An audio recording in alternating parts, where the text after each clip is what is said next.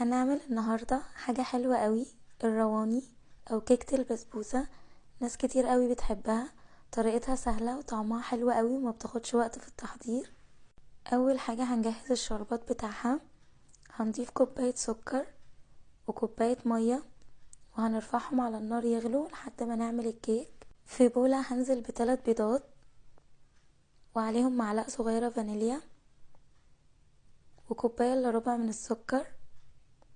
هخلطهم كويس قوي مع بعض لحد السكر ما يدوب واللون يكون فاتح بالشكل ده. بعدين هنزل عليهم بنص كوباية زيت وعلبتين من الزبادي، نقلبهم مع بعض دقيقتين كده كمان. وبعدين هضيف المكونات الجافة دلوقتي. عندي كوباية دقيق ابيض وكوباية من دقيق السيمولينا اللي هو السميد او دقيق البسبوسة، وعليهم نص كوباية من جوز الهند ومعلقة كبيرة بيكنج باودر ورشة ملح صغيرة.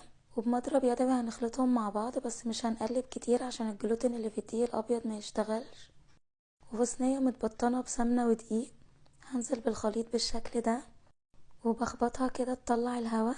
وهدخلها بقى فرن سخن على درجة حرارة 180 لمدة تلت ساعة لحد ما تستوي. هنا بقى الشربات كان غلى، هضيف عليه بقى عصير نص ليمونة ومعلقة صغيرة فانيليا. وده هنا الكيكة بعد ما استوت وخرجتها من الفرن. هبدأ بقى انزل عليها بالشربات.